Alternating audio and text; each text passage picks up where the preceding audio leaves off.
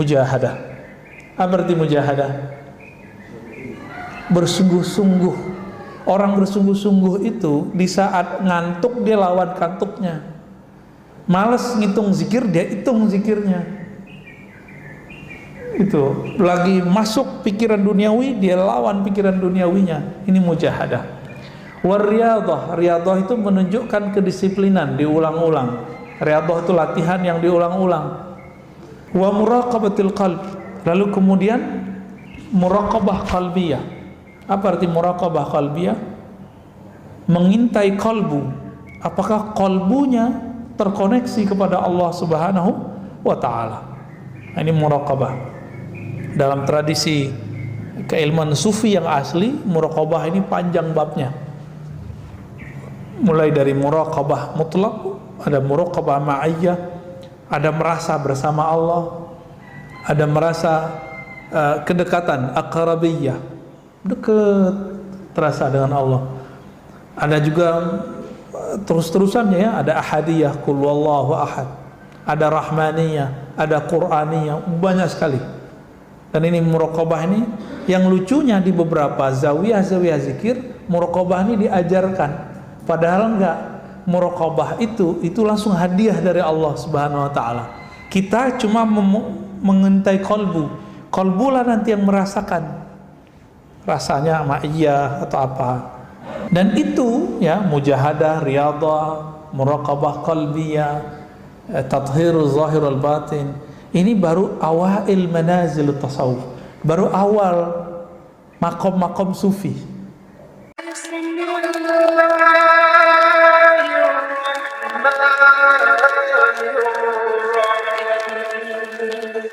Assalamualaikum warahmatullahi wabarakatuh. Alhamdulillah rabbil alamin, hamdal hamidin, hamdal mustaghfirin, hamdan yuafi ni'amahu wa yukafi mazidah. Asyhadu an la ilaha illallah, asyhadu anna Muhammadan abduhu wa rasuluh. Allahumma shalli wa sallim wa barik ala sayyidina Muhammad sayyidil awwalin wal akhirin wa ala alihi wa ashabihi wa ali baitihi wa zurriyyatihi ajma'in wa ba'd. Assalatu wassalamu alayka ya sayyidina ya Rasulullah. Allahumma salli wa sallim wa barik ala sayyidina Muhammadin al-Fatih lima ughliqa wal khatim lima sabaq nasir al-haqqi bil haqqi wal hadi ila siratal mustaqim wa ala alihi haqqa qadrihi wa miqdarihi al-azim. Baik Bapak, saudara, sahabat yang dimuliakan Allah, insyaallah ini lumayan serius. Takmir masjidnya mau ngaji kitab sama jamaahnya. Ini jarang-jarang hari ini kajian masjid maunya ngaji kitab. Semoga para pengurus diberkahi oleh Allah, amin. Begitu juga jamaah diberkahi karena mau duduk. Malaikat mengatakan Allah marhamu. Jadi selama kita duduk di masjid, itu malaikat itu doa, ya Allah rahmati dia, Allah marhamhu waghfir lahu. Di riwayat lain Allahumma shalli alaihi. Hadis ini semuanya ada di Sahih Bukhari, ada di Sahih Muslim. Ya Allah rahmati orang ini. Jadi semakin lama duduknya di masjid, semakin banyak doa dari malaikat. Kalau malaikat doa mustajab nggak Pak? Ya karena dia nggak dosa, langsung naik kepada Allah Subhanahu wa ta'ala.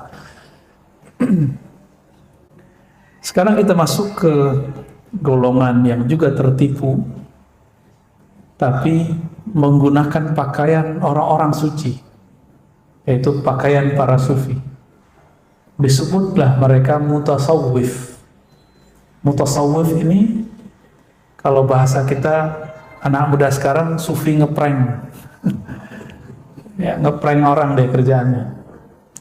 Dia kira dia dengan begitu, dengan nanti ada beberapa penandanya, dia sudah menjadi seorang ahlullah, wali Allah. Ghururul mutasawwifah wa hum firaqun katsirah mutafarriqah, ya. Jadi mereka ini banyak sekali. Jadi kelompok sufi-sufi palsu, kira-kira begitu bahasanya.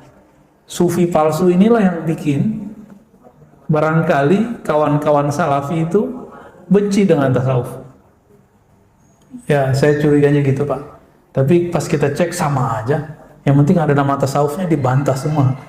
Ya, beda dengan imamnya, Imam Syekhul Islam Ibn Taimiyah itu mengapresiasi sufi yang benar-benar sufi.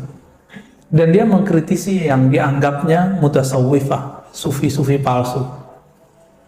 Apalagi murid Ibnu Taimiyah, Syekh Ibnu Qayyim Al-Jauziyah malah menjadi sufi beneran. Bahkan karyanya lebih dominan tasawufnya daripada salafinya. Contohnya kitab yang paling besar, dan di Saudi ada beberapa tokoh salafi mentahzir, melarang murid-muridnya untuk tidak membaca kitab imamnya sendiri. Judulnya Madarijus Salikin.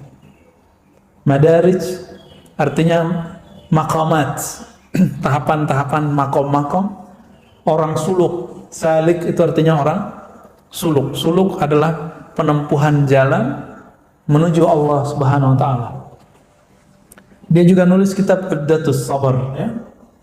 Dia juga nulis kitab tentang Az-Zuhud, ada tentang cinta, Raudatul Muhibbin. Sebagian besar sudah diterjemah. Ini Imam Ibnu Qayyim Al-Jauziyah. Beda dengan Ibnu Jauzi, ya. Ibnu Jauzi jauh sebelum mereka. Ibnu Jauzi langsung berguru kepada Syekh Abdul Qadir Jilani. Sedangkan Ibnu Taimiyah, Ibnu Qayyim, antara mereka dengan Syekh Abdul Qadir ada 2 orang. Jadi masih ada 2 orang yang harus dihubungkan sanadnya. Jadi imamnya begitu, Pak. Bahkan Syekh Muhammad bin Abdul Wahhab itu berguru kepada ahli hadis yang sufi, mursyid tarekat Naqsyabandiyah, namanya Muhammad Hayat As-Sindi. Dan itu tertulis. Cuma ketika Syekh bin Baz dan Syekh Utsaimin menyebutkan Muhammad Hayat As-Sindi, dia tidak menyebutkan sosok ini sosok siapa. Tapi kita nggak usah khawatir. Hayat As-Sindi menulis kumpulan sanadnya dan menuliskan namanya dan thariqatnya di situ. Akidahnya Maturidiyah, mazhabnya Hanafi, dan dia bertasawuf. Tasawufnya tarekat Naqsyabandiyah, Qadiriyah, Surawardiyah, dan yang lainnya. Siapa muridnya tadi? Muhammad bin Abdul Wahhab. Syekh Muhammad bin Abdul Wahhab. Wahabi, Imam Wahabi ini, Pak. Bener. Antum udah connect ya sama Wahabi ya. Muncullah juhala al-yawm, ya, orang nggak ngerti sejarah sekarang. Terus bilang, yang ente bilang Wahabi itu bukan Muhammad bin Abdul Wahhab, tapi Abdul Wahhab bin Rustum. Lah, Abdul Wahhab bin Rustum tahun 200-an di Hijriah. Ini sudah belakangan ini. Ya. Kalau Masehinya udah 1700-an. Ya barangkali ya 1200-an lah. Beda 10 abad, nggak ngerti sejarah dia. Ya. Loh, nggak boleh menyebutnya sebagai Wahabiyah. Namanya kan Muhammad, seharusnya Muhammadiyah. Tuh, nggak ngerti sejarah lagi. Imam Syafi'i namanya siapa? Muhammad bin Idris. Kenapa nggak disebut mazhab Muhammadiyah? Imam Ahmad bin Hambal. Itu antara Ahmad bin Hambal ada binnya satu lagi, nggak disebut. Langsung ke kakeknya. Kenapa disebut Hanbali? Nggak disebut Ahmadiyah. Kan jadi repot Pak nanti jadi Ahmadiyah. Di Parung tuh Masawangan, Pang gede-gede itu menolak Ahmadiyah. Kan repot nanti kalau mazhabnya mazhab Ahmadiyah. Nggak ngerti sejarah begitu, tapi komen. Uskut illam ta'rif, ya. Kalau nggak ngerti diem aja. Ini mau ngeles tapi ngelesnya itu nggak berilmu. Nah ini yang kemudian bikin kita geli. Ya kalau nggak ngerti sejarah diem aja. Syekh bin Baz itu berbangga dengan nama Wahabiyah. Nggak usah takut. Tinggal Wahabi versi siapa nih? Karena Muhammad bin Wahhab itu antara realitasnya dengan setelah itu beda. Beliau itu pernah menulis satu risalah. Beliau memberikan semacam klarifikasi bahwa dia tidak pernah mengkafirkan sufi, tidak pernah menganggap sesat sufi. Sekarang yang lagi viral di Riau, ada seorang salafi menganggap NU Muhammadiyah sesat, Pak. Jamaah tabligh sesat, sufi sesat, Asy'ariyah sesat.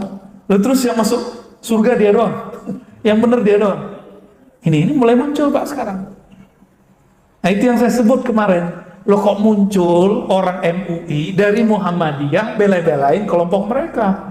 Nggak ngerti dia radikal itu apa. Radikal kan macam-macam. Ada fikrahnya, ada manhajnya, ada sikapnya dalam bernegara. Ada yang sampai kepada tataran militer. Ini yang bahaya. Mereka udah angkat senjata, itu baru bahaya sekali, udah darurat. Kalau ini daruratnya belum darurat militer, masih darurat fikriyah. Mau kita biarkan anak muda kita begitu entah? Ya, muncul begitu, ya. Udah dengar Pak videonya? Belum ya? Waduh parah ya. Apa katanya NU Muhammadiyah sesat? Ya salah. Kalau NU Muhammadiyah sesat, maka sesatlah semua kiai-kiai kita, ulama kita di sini, negeri ini. Dia nggak mikir dia, fala taqilunnya nggak dipakai. Di Quran disuruh mikir, dia nggak mikir. Malah pakai terjemahan-terjemahan biasa ya. Cuma karena ada perbedaan penafsiran, kemudian menganggap orang lain sesat. Nah, mereka ini mentahzir murid-muridnya untuk membaca kitab Madarijus Salikin. Nggak boleh dianggap ini ada kesesatan. Jadi jangan sakit hati Pak ntar kalau kita disesatkan mereka. Kenapa imamnya sendiri dianggap menyimpang? Ya, saya ngomong Syekh Muhammadul Wahhab itu berguru ke Syekh Muhammad Hayat As-Sindi yang dia sufi muhaddits, itu saya dianggap bohong. Jadi orang yang kalau nggak ngerti ngomong sama yang ngerti, orang yang ngerti dia dianggap bohong sama dia. Nah, inilah lucu-lucunya sekarang ya. Cuma karena kita lagi puasa Pak, jadi kita tahan-tahan dikit ya. Kalau enggak kita ya debat-debat sekalian. Cuma untuk apa juga debat? Kita debat 1000 kali, bawa 1000 dalil, mereka nggak akan percaya. Innaka la tahdi man ahbabta. Karena hidayah itu bukan sesukamu. Hidayah itu mutlak milik Allah Subhanahu wa Ta'ala. Maka semenjak saat itu saya mengurangi debat.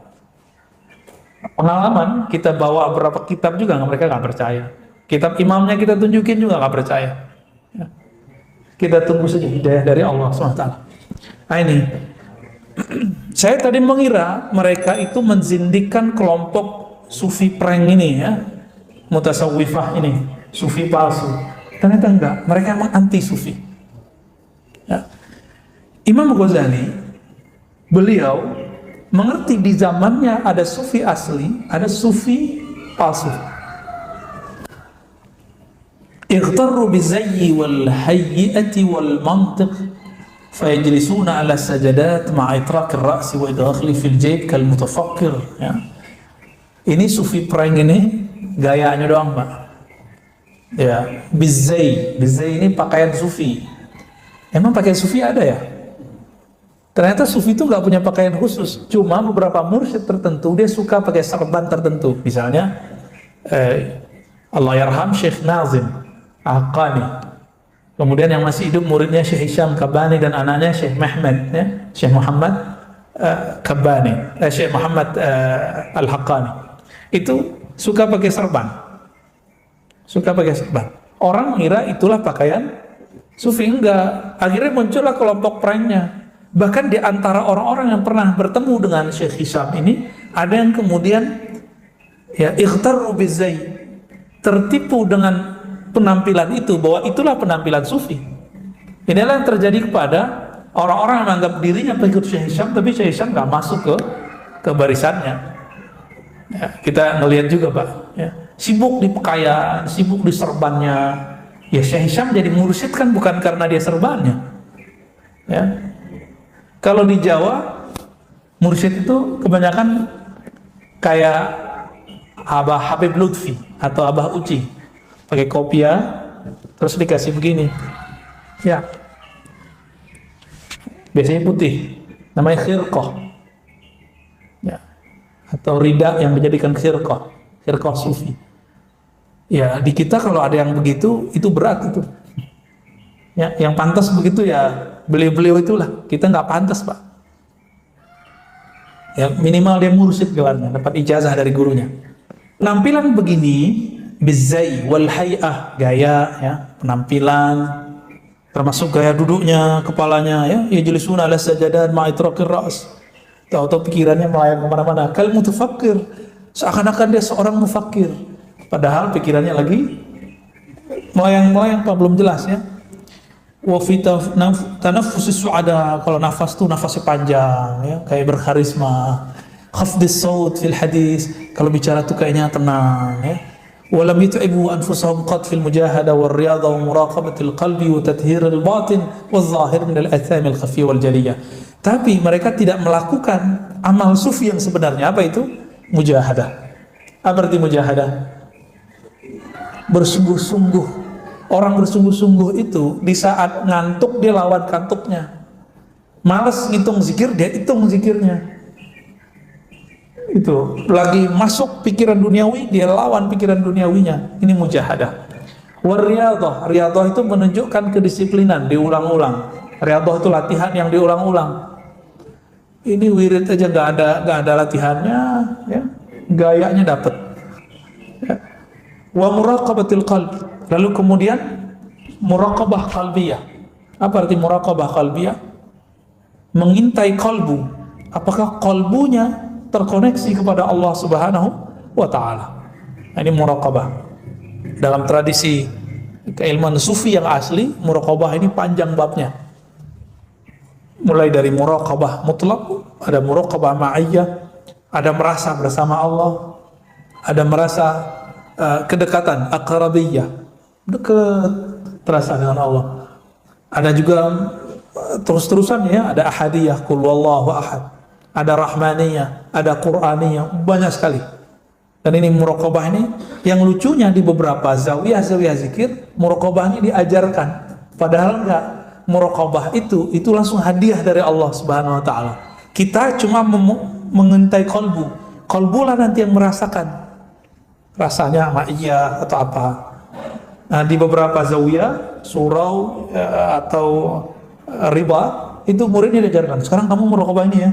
Ini nggak nyambung ya. Wa tathhiril batin wa zahir.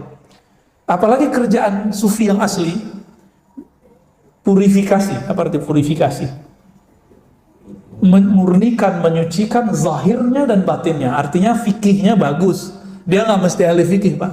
Jadi sufi ini nggak mesti dia ahli fikih, nggak mesti dia ahli fatwa, tapi dia ahli yang kedua, waz-zahir wal batin, ahli dalam mensucikan yang batin. Minal athamil khafiyatil jaliyah, dari dosa yang tersembunyi ataupun yang tampak. Dan itu ya, mujahadah, riyadhah, muraqabah qalbiyah, tathhir az-zahir wal batin. Ini baru awail manazil tasawuf, baru awal makom-makom sufi. Nah, orang-orang yang pakai baju-baju sufi tadi ini awalnya belum lolos, gitu. Ma'annahum lam yahumu qad haulaha wa lam yasumu anfusahum syai'an minha. Ya, padahal belum pernah mencium, memasuki fase-fase ini. Ya, kawan-kawan kita ajak latihan. Namanya latihan kan ada targetnya. Kalau sudah nggak latihan baru bebas, baru zikron katsira, itu unlimited. Jadi kita latih, misalnya ada zikir mulai dari 1000, 5000. Itu latihan-latihan itu dibolehkan oleh para ulama karena mengikuti langkah dari Abu Hurairah, sahabat Rasulullah SAW.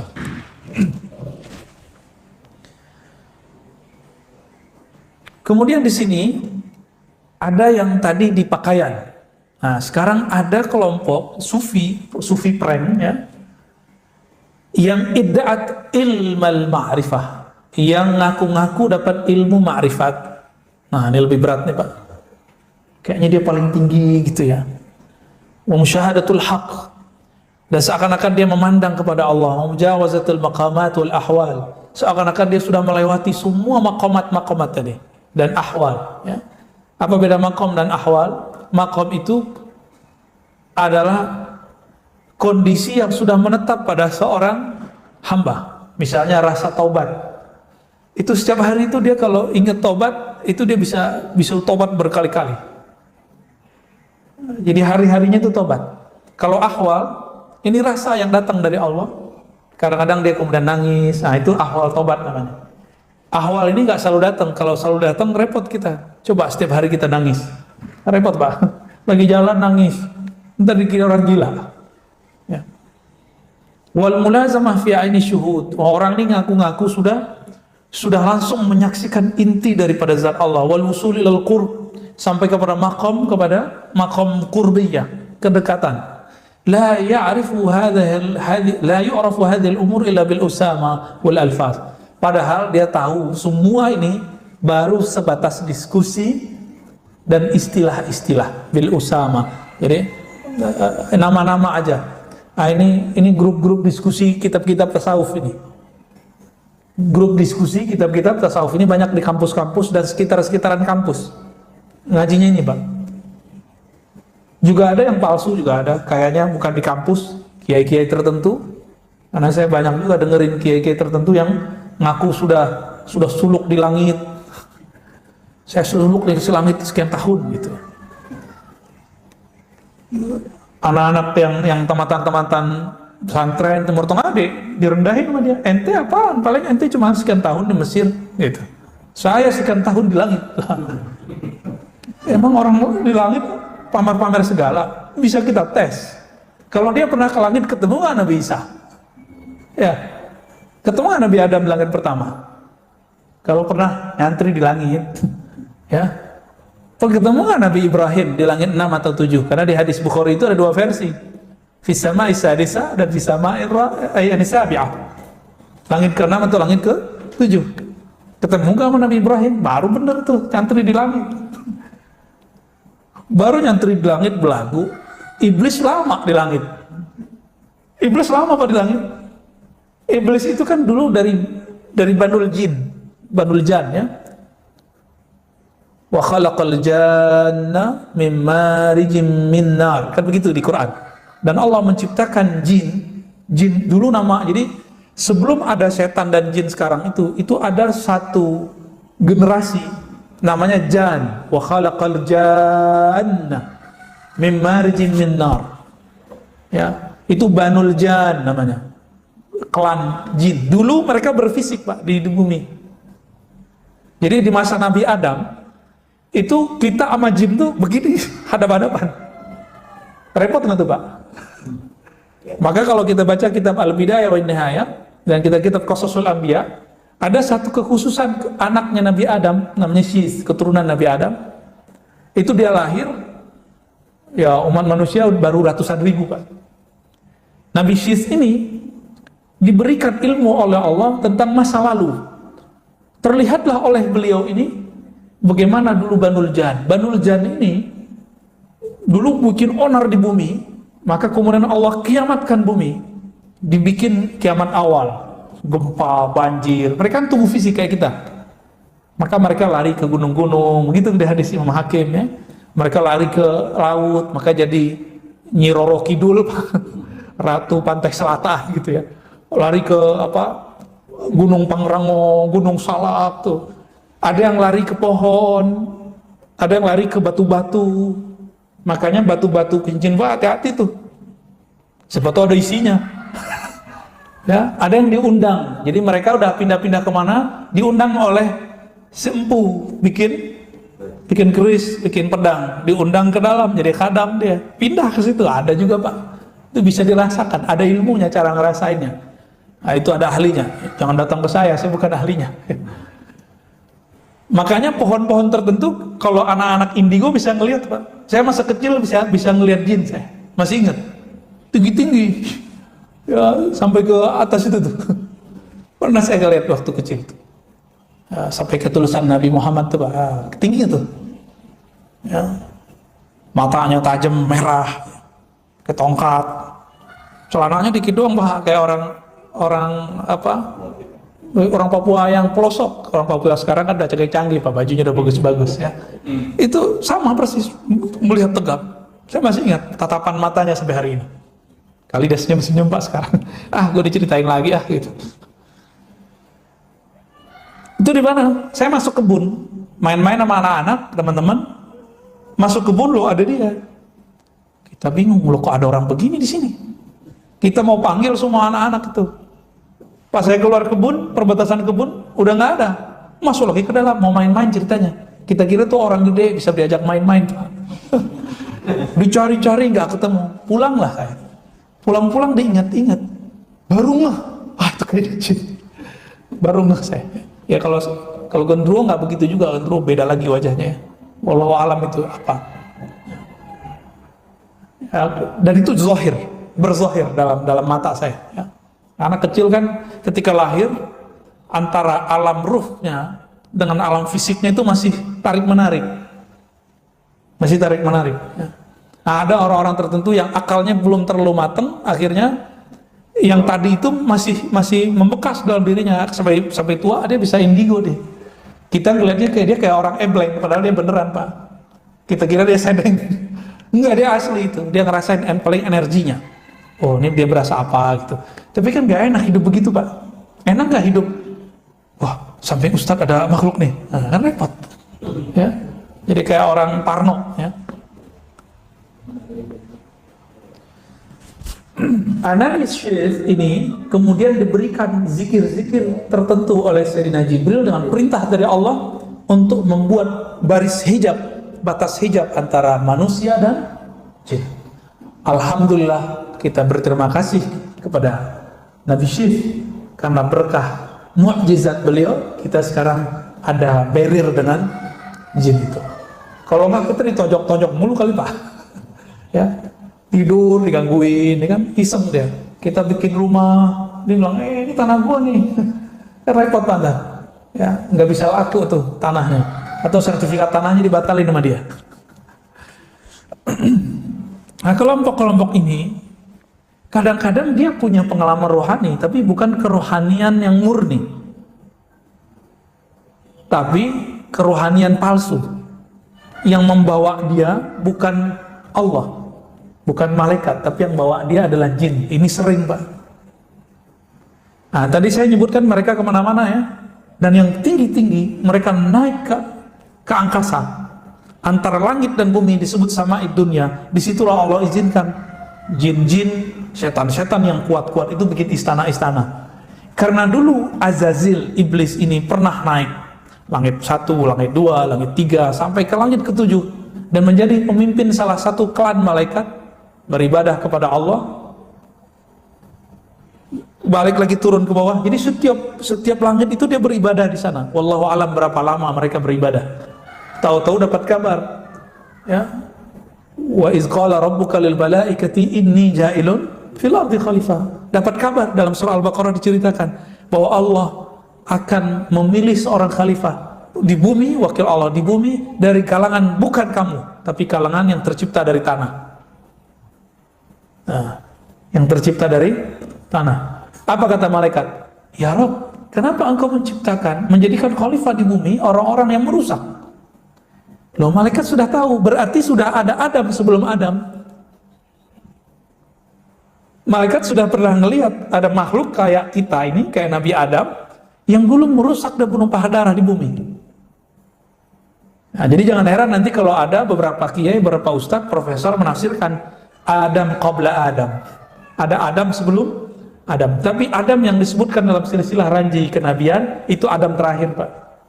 Adamnya kita. Maka Adam-Adam sebelumnya ya itulah mungkin Homo sapiens itu segala macam, kita nggak tahu. Ya. Ada kan di Pulau Jawa kan ada kan? Ya, ketemu rangkanya, tapi nggak banyak, Pak. Kalau dihitung ya paling-paling nggak lebih dari 70 seluruh bumi.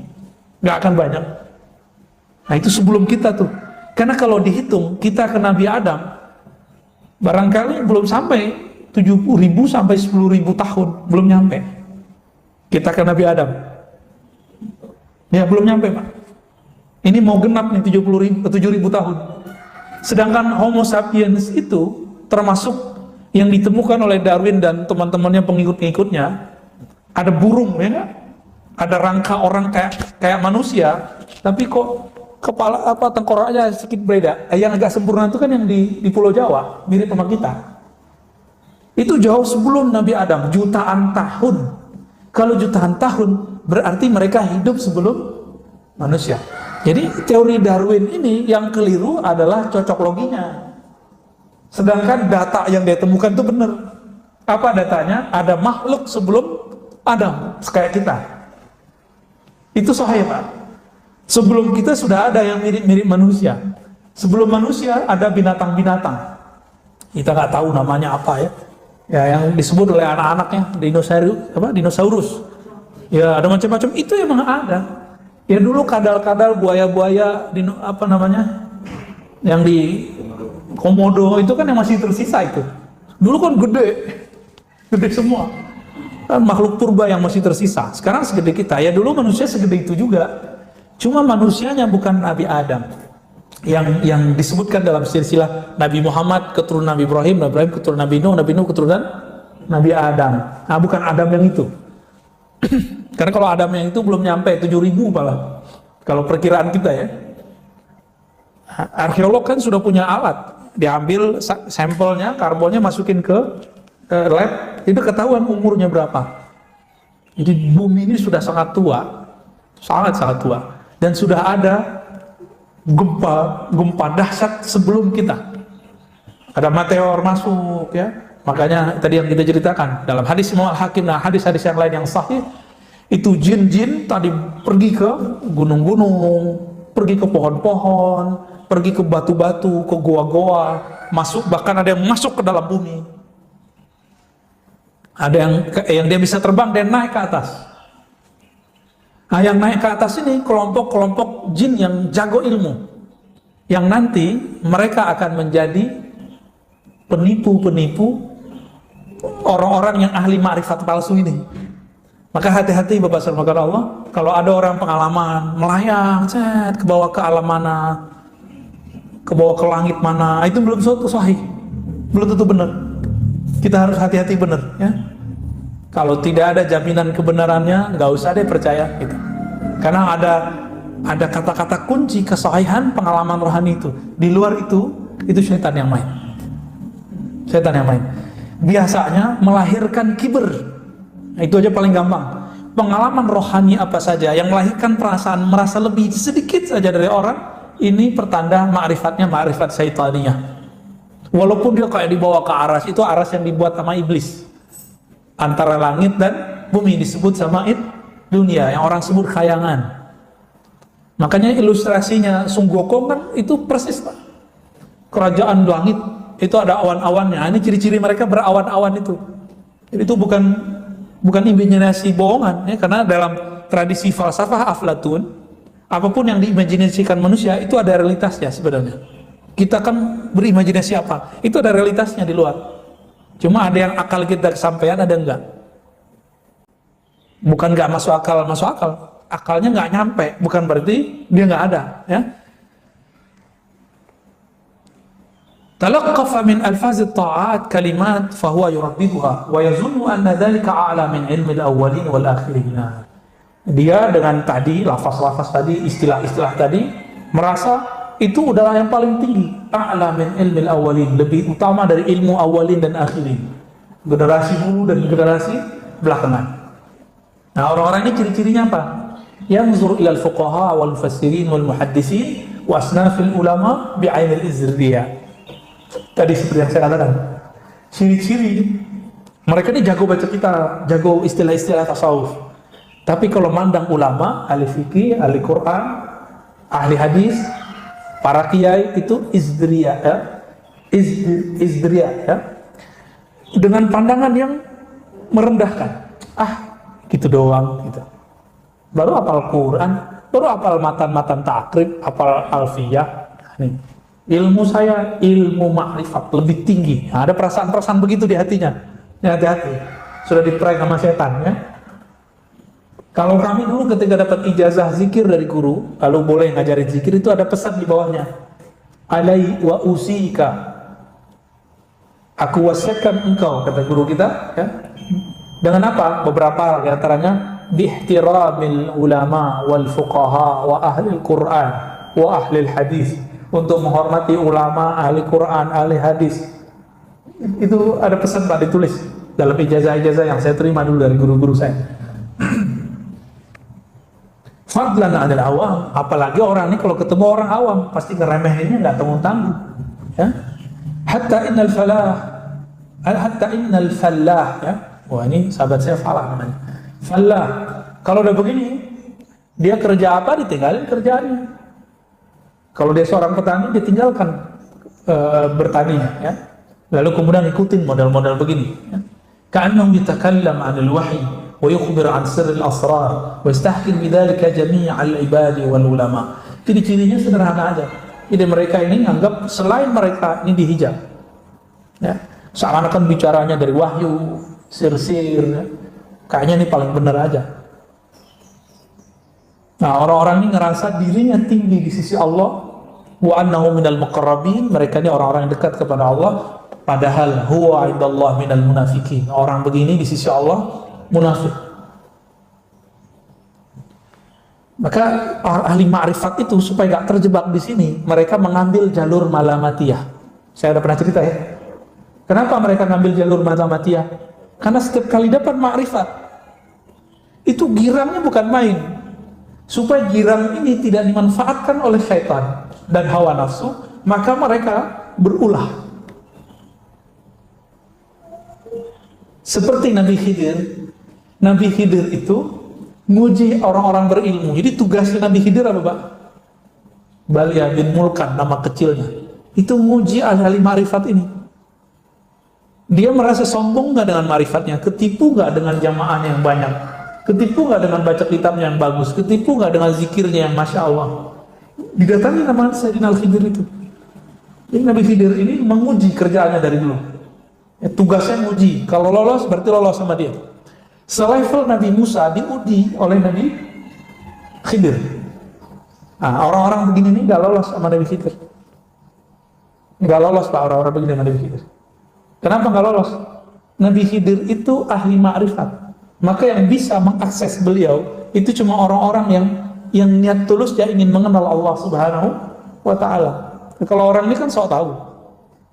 Nabi Khidir ini akan mengajarkan orang bagaimana dirinya itu merendah di hadapan Allah, tidak menunjukkan bahwa dirinya ini orang hebat.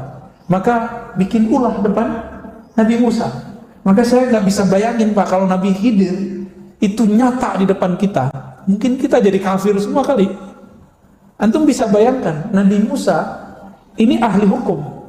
Kalau ada bunuh orang, maka dihukum apa? Qisas.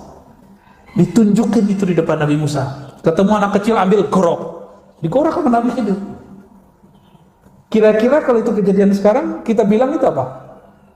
Maka wajar kalau kelompok-kelompok anti tasawuf ini benci sekali dengan sufi karena salah satu doktrinnya. Doktrin sufi apa? Meyakini bahwa Nabi Khidir itu masih hidup.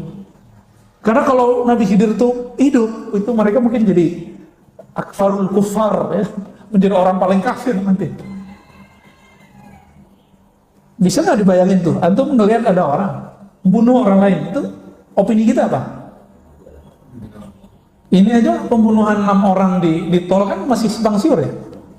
Yang pro polisi ngomongnya apa? Yang pro FPI ngomongnya apa? Ya kita bingung juga opini mana yang benar, kan mainnya opini. Coba kalau main data kan beda. Jadi opini ini yang bikin rusak. Nah, kira-kira seperti itu. Baru kejadian kayak gini, belum jelas juntrungnya gimana. Kalau kita ngelihat gimana kira-kira? Saya nggak bisa bayangin, Pak. Betapa nih kita nanti akan bilang, masa sih itu Nabi Khidir, nggak mungkin lah gitu. Paling kita ngomong gitu nanti.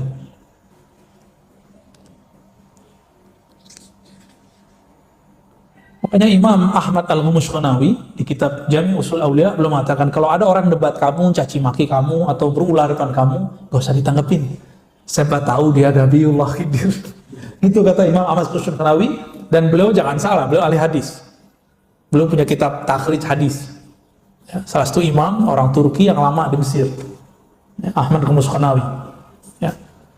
Saya punya sanad dengan jalur ada jalur Libanon, ada jalur Mekah. Yang jalur Mekah itu dari murid-murid Syekh Yasin ambil dari Al-Kausari kepada Muti kepada Ahmad Al-Mushkanawi ini.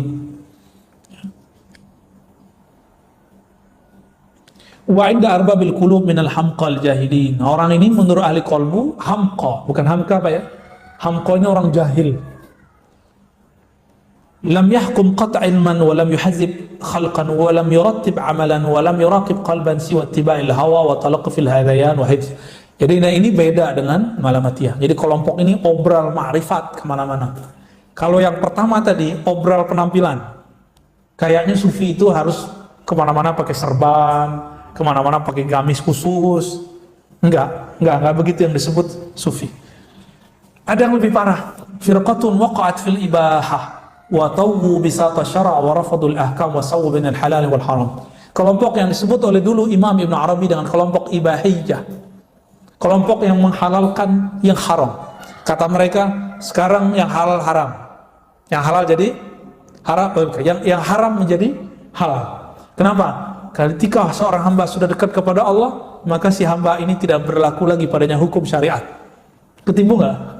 Udah pasti ketipu. Imam Ibn Arabi anti itu, tapi dia dituduh seperti itu. Imam Ibn Arabi juga ngomong, yang temenan nama Ibahiyah ini kelompok Ittihadiyah, kelompok yang ngomong bersatu dengan Allah.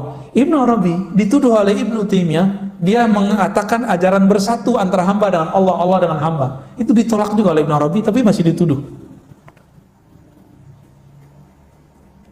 Apa kata mereka? Kalamnya ini benar, Pak. Kalam mereka, Allah butuh nggak amal kita? Nggak butuh ya. Itu sudah apa beramal? Nah gitu. Jadi mereka punya konsep yang aneh. Allah nggak butuh amal ente, kok ngapain beramal? Falam utib nafsi, maka saya nggak perlu capek-capek gitu. Wabadum yakul al amal biljawih la wazna laha. Nah, itu versi pertama. Versi kedua mereka ngomong, beramalan fisik itu nggak ada nilainya. Kenapa? Allah hanya memandang ke kalbu. Benar nggak hadis kalam ini? Allah memandang ke kalbu.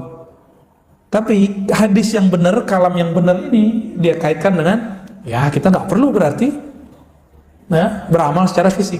Nah ini kalam-kalam mereka. Nah ini juga sufi-sufi prank ini Pak ya. Apa kata Imam Ghazali? Wal ibahiyah minal kuffaril marikin. Mereka ini sudah masuk kepada daftar kafir. Dia nggak masuk lagi.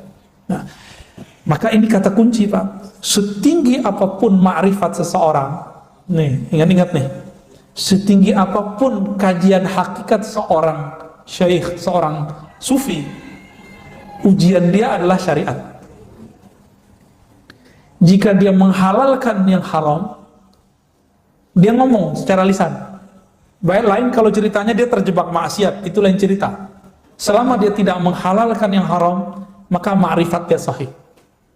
Tapi kalau dia sudah mulai menghalalkan yang haram, ini pertanda ma'rifatnya, hakikatnya hakikat syaitaniyah, bukan ilah. Ya, inilah yang dapat kita ambil dari Imam Syekh Abdul Qadir Jilani Al-Qutub Ar-Rabbani. Apa kata beliau? Saya didatangi oleh cahaya yang berlipat-lipat. Cahaya itu berkata, Ana Rabbuk, akulah Tuhanmu wahai Abdul Qadir. Al-an, sekarang semua yang haram bagimu aku halalkan. Langsung senyum Syekh Abdul Qadir. Ya ente iblis. Hanya iblis yang ngomong begini. Gitu. Karena ilmu hakikat setinggi apapun ujiannya di syariat.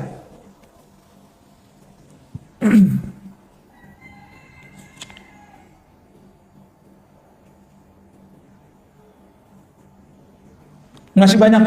Jadi tasawuf ini hati-hati. Gimana cara untuk tidak terjebak? Cari guru yang bersanad, yang dia dapat ijazah sahih dari gurunya, akidahnya Ahlus Sunnah, dan memilih mazhab salah satu dari mazhab yang ada, ya mazhab yang 4. Begitu Syekh Muhammad bin Muhammad Al-Khani dalam kitab As-Sa'adah Al-Abadiyah memberikan guidance buat kita.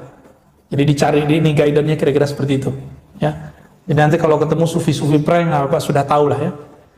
Dan ghururul mutasawwifah ini agak berat. Kenapa? Karena mereka merasa dirinya paling mulia. Nah, ini yang paling problem dari mereka. Ya. Oke, kira-kira cukup Pak. Ya, saya lupa bahas tentang nafs ya. Udah syuruk Pak. Salah satu kajian mereka itu tentang maratibun nufus, martabat jiwa. Ada yang pertama, ya karena ini penutup kita tambahin aja Pak, nggak apa-apa. Pertama yang paling basic itu al-ammarah bisu. Ammarah itu bukan amarah. Ammarah dari kata ammara yu'ammiru, ya. Ta'miran, fahuwa amirun. Amir ini jamaknya ammar. Yang banyak memerintah, bisu, dengan keburukan. Ciri-cirinya, kalau kita ini jiwa kita buruk, ngajaknya yang buruk-buruk. Ini setiap saat itu pengennya melakukan yang buruk aja. Insya Allah yang hadir ini bukan amarah bisu. Sekarang, nggak tahu nanti. Lagi di masjid mah aman. Ya, paling-paling nanti naik. Jadi amarah bisu ini kalau sudah dia menerima hukum Allah, beriman kepada Allah, Rasulullah, dia sudah naik langsung. Minimal lawamah. Lawamah ini ciri-cirinya Dia berbuat apa aja, itu masih ada penyesalannya. Kemudian dia mencaci maki dirinya. Kok saya begini ya, kok saya begini ya, kok saya begini. Ani lawamah. Maka Allah bersumpah dengan jiwa yang lawamah. Dan ternyata nanti di akhirat semua jiwa mencela dirinya, baik yang masuk surga ataupun yang masuk neraka. Yang masuk neraka, kok bilang, loh kok kamu begini dulu. Yang masuk surga mengatakan, kenapa dulu kamu gak belajar ilmu ini? Kok gak mengamalkan ini? Nah ini saya berikan paradigma baru, Pak. Selama ini kita mengira surga itu yang tertinggi adalah amal, ya. Betul, jazaa'an bima kanu ya'malun, surah Al-Ahqaf. Surga itu balasan terhadap amal yang kita amalkan. Paradigma baru yang sebenarnya bukan baru, ini sudah lama. Amal itu ada 4. Ada amal fisik, ada amal akliyah, akal, ada amal qalbiyah, qalbu, ada amal ruhiyah, ruh. Kebanyakan ulama itu menyatukan antara qalbu dengan ruh, padahal ini beda. Amal fisik ini kalau dibarengi dengan akal, maka dia baru disebut mukmin shadiq, mukmin yang jujur. Dia sholat, dia sadar apa yang dia baca. Ini yang disebut dia beramal dengan fisiknya plus dengan akalnya. Kalau tidak, maka 1 rakaat orang yang berakal ini lebih utama daripada 100 rakaat orang yang begitu kan di hadis Imam Ibnu Majah, ya. Orang yang jahil sholat 100 rakaat, lebih baik orang ahli ilmu belajar 1 bab. Kira-kira begitu, ya. Ahli kolbu ini dilipat gandakan lagi. Maka di hadis itu kan ada 2 versi. Pertama 100, yang kedua 1000. Lebih baik daripada 100 rakaat itu akliyah, 1000 rakaat itu qalbiyah. Yang beramalnya sudah masuk ke alam kolbu. Jadi dia beramal dengan rasa kolbunya. Itu 1 rakaat dia itu lebih baik daripada 1000 rakaat orang yang tidak berilmu. Bisa 1000 rakaat. Maka orang-orang ahli kolbu ini amalnya nggak perlu banyak, Pak. Dia amalnya penting sedikit, tapi mereka istiqomah. Allah lipat gandakan jadi gede. 1000 rakaat Bapak berapa hari, Pak? Amal mereka cukup satu rakaat. Nah, ini rahasia lagi nih yang setelahnya. Ada amal ruhiyah. Kalau kolbu amalnya adalah dia memandang nama Allah, sifat Allah dalam dirinya.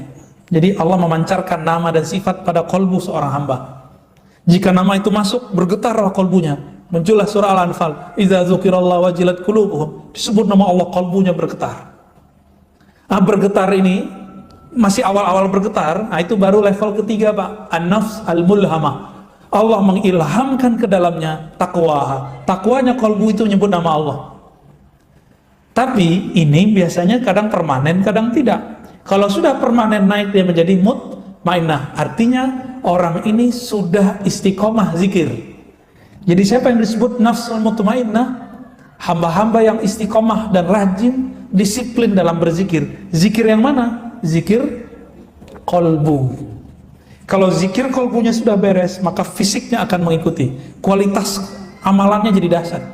Dulu ada seorang hafiz punya murid ini mau belajar zikir kepada salah satu orang ahli zikir lah, ya. Ditelepon lama sama gurunya nih, "Ustadz, ente kok bawa murid aneh belajar zikir?" gitu. Tapi ketinggalan lagi hafalan Qur'annya. Dijawablah sama orang ini, "Lah Ustadz, inti Qur'an kan zikir." Maksudnya, kalau ente sudah tenang berzikir, ngafalnya cepat. Oh gitu ya? Bisa ada jaminannya nggak? Nanti dia nggak ninggalin hafalannya. Udah tenang, nanti ente dijamin. Jaminan di Quran sendiri. Ala bidzikrillah tatmainnul qulub. Bener lah. Ada salah satu muridnya orang ini. Dia kalau zikir kolbu itu nggak perlu takrir banyak-banyak, Pak. Kalau mau khataman, dia ingat sebentar aja langsung datang semua tuh Qurannya. Nah, jangan dibenturkan ilmu zikir dengan ilmu hafalan. Nggak bertentangan. Justru matching. Ilmu zikir nih bikin orang gampang menghafal. Tanya ke imam kita nih, kalau orang nggak tenang bisa ngapal nggak, Tat? Mesti tenang dulu baru bisa menghafal. Maka orang ngafal kan nggak langsung ngafal. Dia baca istighfar dulu, tobat dulu, kan begitu adabnya. Nggak tahu orang-orang hafal sekarang kan nggak begitu ya, langsung ngapal-ngapal aja. Akhirnya kalau hafal sombong yang tumbuh. Kita dulu kalau ngafal dilatih begitu. Ente syahadat dulu, istighfar dulu, ya kalau perlu baca doa, kirimkan doamu untuk guru-gurumu silsilah yang mengajarkan Al-Quran. Jadi betul-betul dibuat orang ini merendah. Istiqomah dia di situ, dia disebut an-nafs al-mutmainnah. Zikirnya zikir qalbu tuh Pak. Ya. Radiyah mardiyah itu zikirnya muraqabah. Dia merasa dilihat oleh Allah Subhanahu wa taala. Itu radiyah mardiyah. Itu level sampai ke level 6. Bedanya kalau radiyah ini dia yang mencoba untuk memandang kalbunya. Kalau mardiyah ini Allah sendiri yang meminjamkan pandangan itu. Zikirnya sudah bukan lagi zikir menyebut, baik di lisan ataupun di kalbu. Zikirnya adalah zikir mengingat, zikir dipandang. Ada yang lebih tinggi lagi, al-insan al-kamil. Insan kamil ini dia sudah mengerti semua yang seharusnya seorang hamba mengerti tentang sifat-sifat Allah. Ini baru insan kamil. Di atasnya masih ada lagi Pak. Ini nggak boleh saya ceritakan.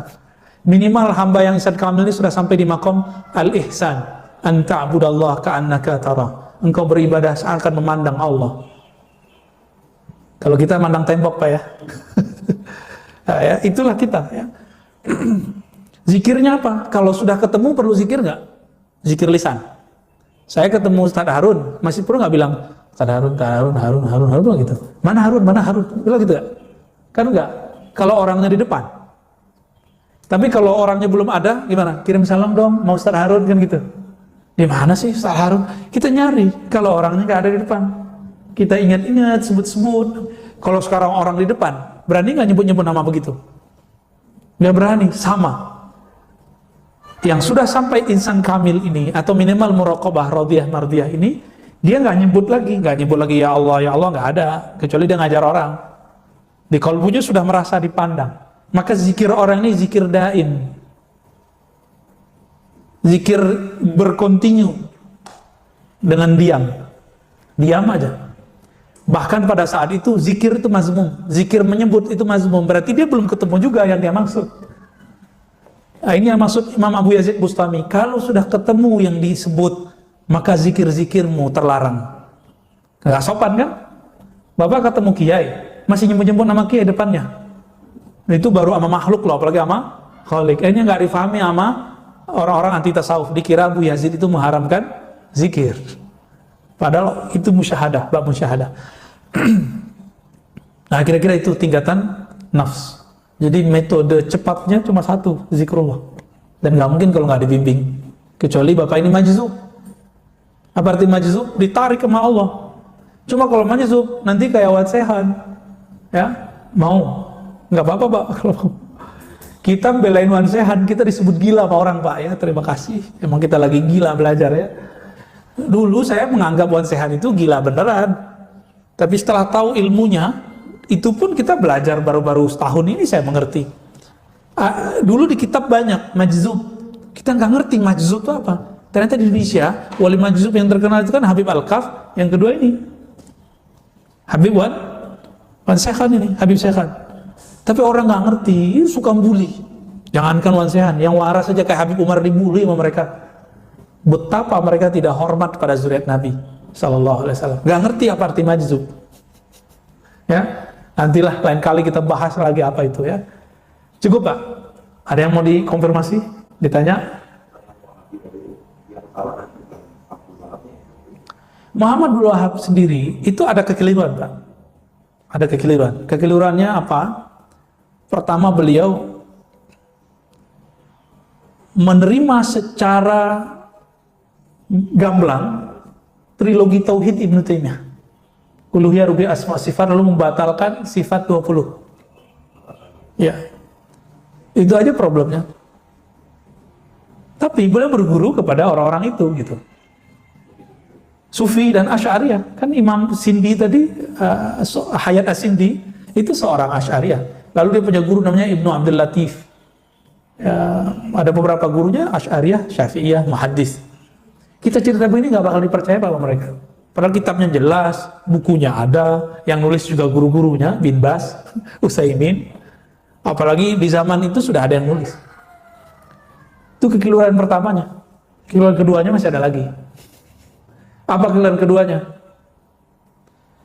Beliau menerima kerjasama dengan keluarga Saud untuk keluar dari Daulah Utsmaniyah. Ini kelas kesalahan yang fatal.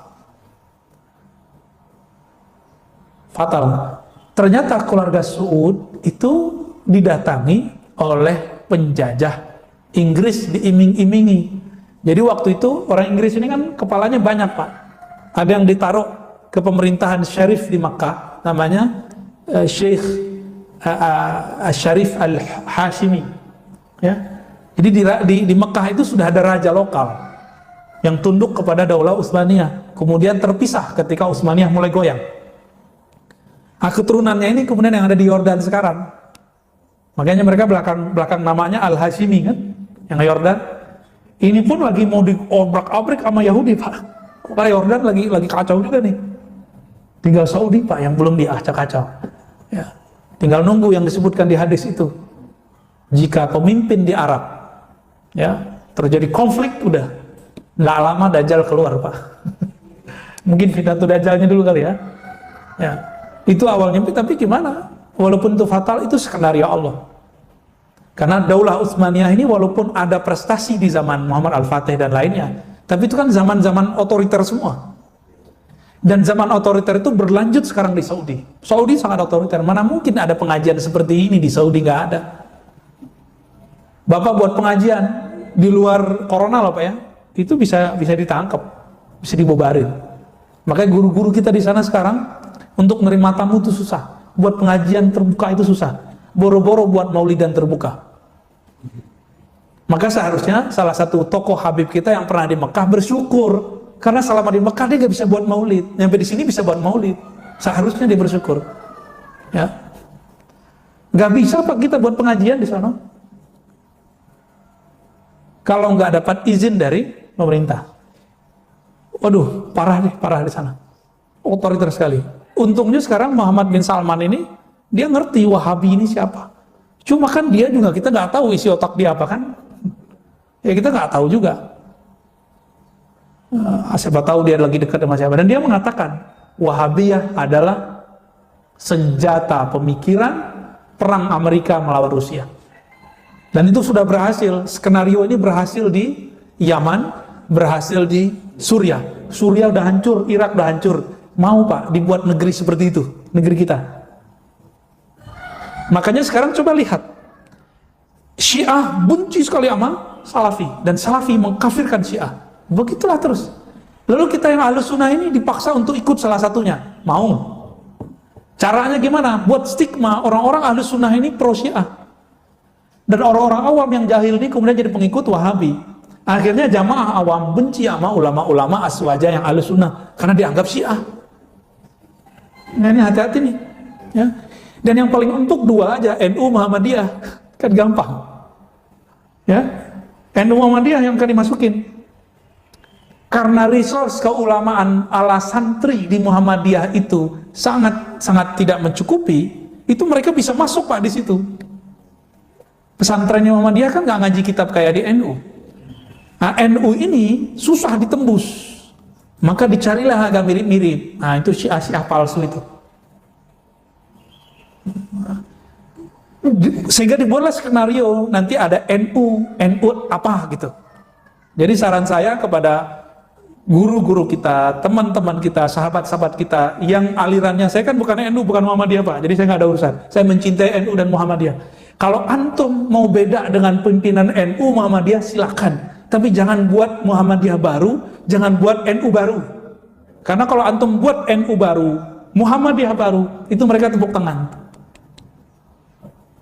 Yang bikin NU siapa? Syekh Hasyim Asy'ari dan ulama-ulama. Yang bikin Muhammadiyah temannya Muhammad Darwis alias Ahmad Dahlan, ya rahmatullah alaihima. Itu wali-wali Allah semua itu Pak, mereka. Ya.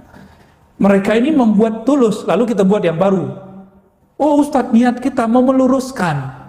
Enggak, kita paham maksud antum itu mau meluruskan NU. Tapi ente siapa bisa melurusin NU? Gitu. Gus juga belum tentu, Kiai juga belum tentu didengar sama orang.